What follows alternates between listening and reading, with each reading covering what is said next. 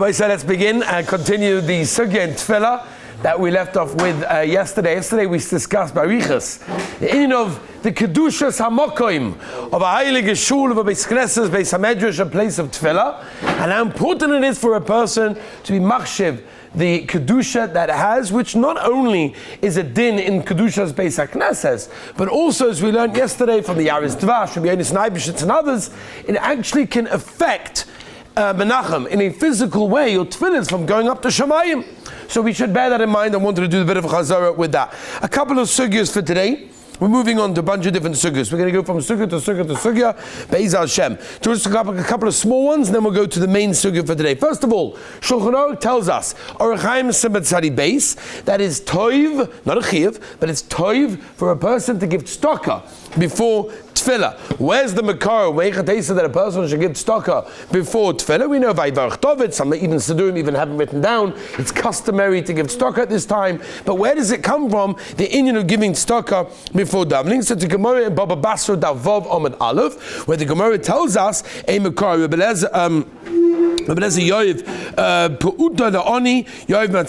So in the first Gemara, the Gemara tells us that Rebbe Eliezer seemed before he davened to actually give tzedakah. So the Svar Mekdoshim ask a kasha, the Mefarshim on the Gemara, they ask Mechadesa, what's going on over here? And they explain that if a person gives tzedakah before davening, he's ki'ilu making the tefillahs chal on something, right? One of my Rebbeim used to always tell me when there was something that I needed or something that I was doing or something that specific I wanted to daven for, he would say, before you say a Perek Tehillim, put $1 into tzedakah, and this way the tefillah has something to be chal on, right? It's a big, when you do a Ma'aseh Chesed, so the tefillah also seems to have more of a potency, seems to work more. So many of the Sfarim HaKadoshim tell us, Midah Keneged Midah, just like I'm going beyond something that I don't need to do, I don't have to give tzedakah at this time, it's not a time specifically, it's not a situation that I need to give, but I'm doing it anyway. So the Mela, the Rabban Shalom, Midah Keneged Midah, will also give tzedakah to us and allow our tefillahs to go up and be accepted.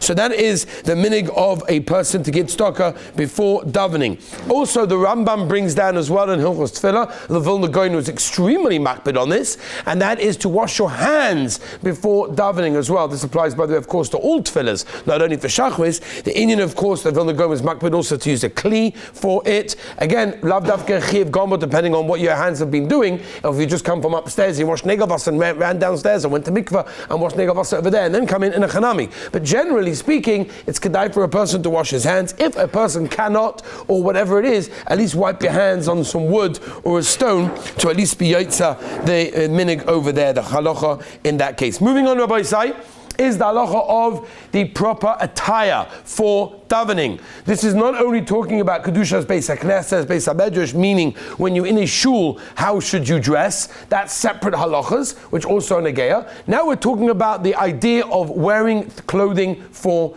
davening, which be'etzem comes from a pasuk. The pasuk in Shemos Chav Ches Beis tells us, "Vasisa bigdei kodesh la'aron achicha lachavod l'sefares." That means, and the Chinuch, by the way, explains this very clearly, that the kohen would actually wear clothing for his glory, for his splendor, right? And it's also when the kohen was doing the avodah in the Beis HaMikdash, so he had to wear certain clothing which was covered to the kohen, covered to the avodah. Mimela, when we doing our avodah, because we don't have the avodah anymore, unfortunately, and at least not at this point in the Beis HaMikdash. Later on today, Be'ez Hashem, B'siyata D'Shmaya, but al kaponim, we're doing avodah in the Beis HaKnesses, we're doing avodah in shul, and when we're doing our avodah Vrumi, we have to wear our clothing, which is why it's important for a person to cover his body when he makes brachas, when he says any davar shebekadusha, and even more so when a person davens, and for sure when it comes to Shemona Esra, benching, and the like. Which means, according to that, a person is meant to cover himself up when it comes to davening.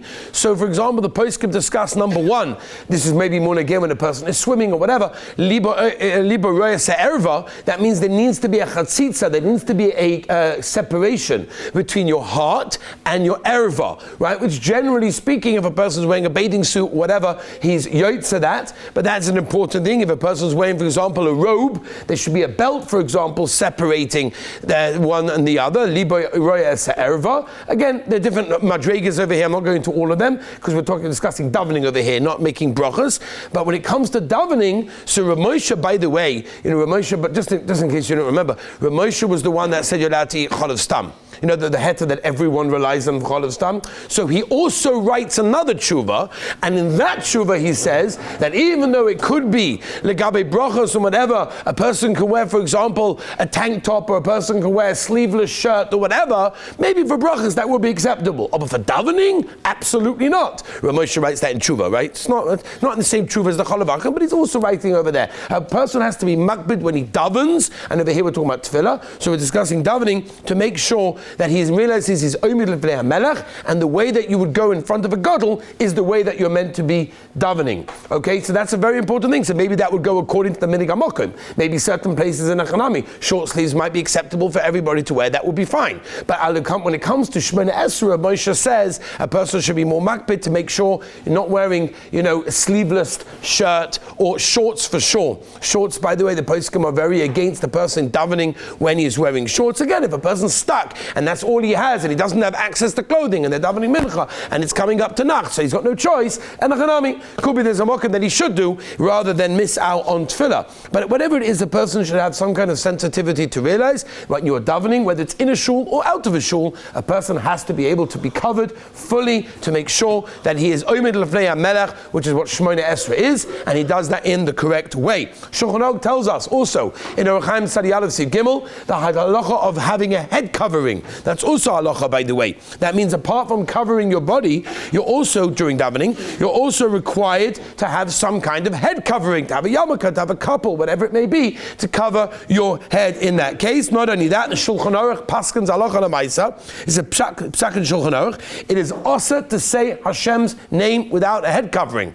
Now this could be negeya in your bed, when you're in your bed at night or in the morning, whatever, during the day. This could be negeya when you're in the swimming pool, at the beach, whatever. When you want to make a bracha on something, you want to eat something, you want to have a drink, you have to have a head covering. So is the psak in halacha in Shulchan Aruch. I will tell you that not all the poskim agree to the psak of the Shulchan Aruch that it's osset to say Hashem's name without any head covering. There is a Trumas Hadeshen with many other achronim as well that want to say there's no issa for a person to say Hashem's name without a head covering. But however, of course, everyone, even they are maskim that about a person should. And worse comes to worse, if there's no head covering, at least even with your own body, which is a shine in the Gemara, if that's really called a covering, at least cover your head in some way. Best, of course, to use a sleeve, because again, you can't use your own body really lechatchila to cover your own body, which is why you should use a sleeve or something like that if you don't have access to a yarmulke. But it is important for a person to realize that according to the Shulchan Aruch, it actually is also for a person to say Hashem's name without a bracha. So that is the covering that a person should have,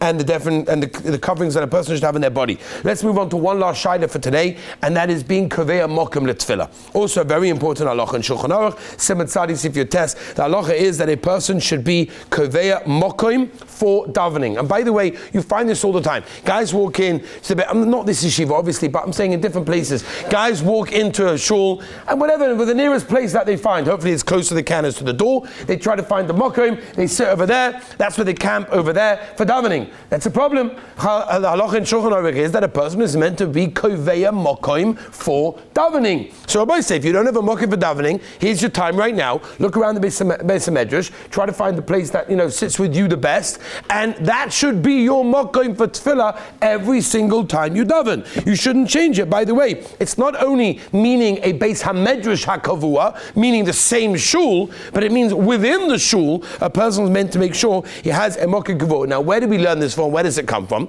The answer is Avram Avinu. We learn this halacha from Avram Avinu. Vayashkem Avram baboyke el hamokem asher omad sham. That means Avram went back to the place that he originally stood. We see from there Avram Avinu was makbid in a mokim hatfila. Therefore, we also have to be makbid. In fact, the Gemara says, by the way, Moedik Gemara, brachas davav on my base. Everyone knows the Gemara. The Gemara says, Omer of Chalbo, Omer of Huna. That means if you are koveya your mokim for tefillah, the God of Avram, the Rabbeinu Shalom, comes to help you. It's like a Val Gazak. Who doesn't want that when they come to daven?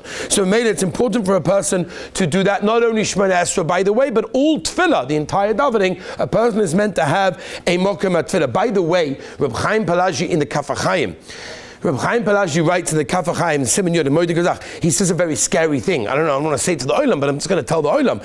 He says that if a person is not Koveya Mokum, he does not have a set place for davening, then the Mashchisim, he says, those destroying and destructive angels out there, whatever that means, says the Kaf HaChaim, were created from not yours obviously, but people's Averas.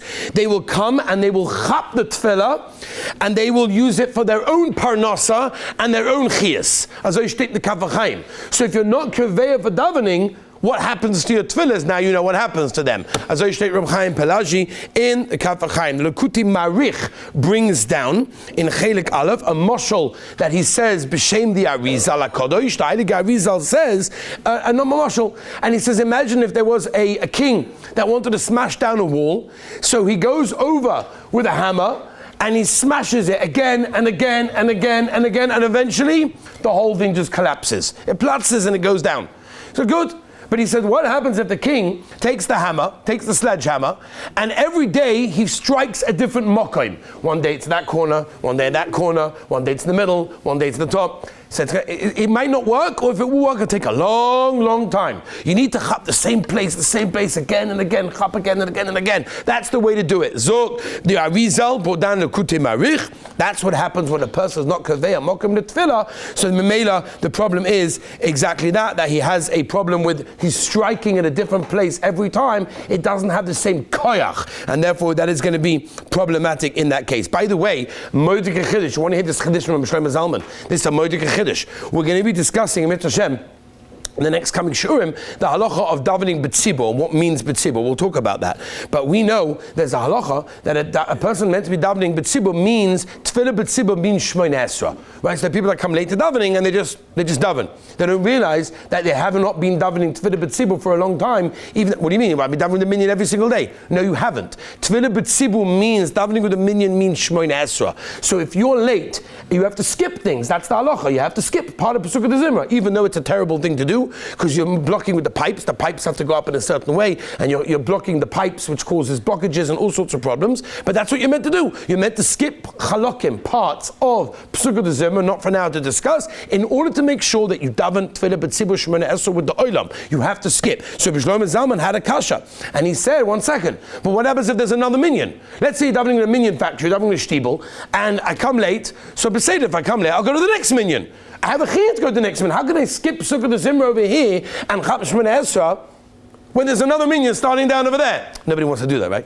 That's the whole part of a shtibel, right? You walk in, you chap a kriyas haTorah over there, you chap they don't know what I'm talking. They don't know exactly what I'm talking about. Okay. Yeah, the Olam knows. So Rav Shlomo Zalman said, "What's the heta?" Listen to this. Rav Shlomo Zalman says, if you're koveya mokum letefillah, meaning Beis Medrash, minyan, mokum, all of the milas, so now you have a heta to skip, even though there's another minyan, because your kviyas in that mokum is more important than davening the whole thing. It's an unbelievable thing. You have a heta now to skip. So if you want to make sure, Rabbi say, that you can always, again, you don't want to come late, you don't want to skip chas v'shalom. But if chas v'shalom, a situation once a year comes up that you happen to be late and you want to skip, so Shlomo Zalman says, only in a situation when you are koveya mokum tefillah. Now, why do we need a place for tefillah? Why is it we have to be koveya the mokum? So the Torah says a simple idea. The Torah says the reason is because tefillah is b'mokum korban. Now, we know the halacha is, for those of you that are learning Daf Yomi, it's coming up soon in Zvachim and Menachos Barichas, a korban needs to be offered in exactly the same place. You can't change the mokum korban every day. It doesn't work that way. Mimela zok the Torah. Since tefillah is b'mokum korban, Mimela, that's why I have to make sure I don't mess around over there. Others say, this is the Rashba and the Meiri say, a person has more kavana. The Chinuch says also the same idea. When a person has the same mokum in the same shul, he doesn't look around more, doesn't see different places, because he's used to that place, which helps a person's kavana in that case. The Rif, by the way, in the Ein Yaakov says another mahalach. He says the reason is because it looks like a masa. When you run around from davening to davening, and you run from place to place to place to place, so you're looking at your tefillah as a masa. It's like, oh, it's a burden, it's annoying, get it over and done with. I'll sit here, I'll sit there. But if I go to the same place every time, it means a machshav tefillah. It means something to me. As I state the Rif on the Ein Yaakov over there, which is important. By the way, just to note, Daled Amos is considered Mokoim Mekoimai. So if you have your mokim and someone's in it, you don't necessarily have to throw them off their place, right? You have those people, by the way, right? You know, in shuls where they have like these, you know, these things, desks that you open up, they have their talis there, whatever it is. So you have the people that someone's standing on their place. So somebody walks over and takes their talis. Oh, this is your place. No, it's okay. You can sit in that place. I don't mind, right? You can sit dalad amas. It's okay. You can sit next to the guy. It's all considered to be dalad amas. Is considered to be mekoimai, and therefore there's no problem. By the way, the halacha is there's a mitzvah in the muvcha to give to daven shmanesa by the wall, or at least in a place that there's nothing blocking you, a svarim shrank or something else, right? Or for example, if you're on a tree, if you're on a teal or something like that, there's a mitzvah in the muvcha to have nothing mafsik between you and the wall, even if you're far from the wall, but there's nothing mafsik between one and the other, because again, it does block concentration, which maybe we'll discuss when we discuss the halachas on Simukov base, which is walking in front of Evim Mispala. Let's just end. Rabbi said one last thing. The Gemara that we quoted, Kol HaKavei Mekoimai, Mokum L'Tfilasai and a Karavan Ba'Israi, that if a person's Kaveh Mokum L'Tfilah, the God of Avram comes to help you. Not only that, when you die, they say, oh, he's Mitalmido Shel Avram Avinu. So Mephoshim asked, like, what's the pshat? A person's Kaveh Mokum L'Tfilah, he's called, wow, Talmidim of Avram Avinu, such a great schar for doing something so small. What's the pshat over here? So Mephoshim explain again, when a person shows he's medaktik in Tfilah, it means he wants a relationship with the Rabbi Shalom.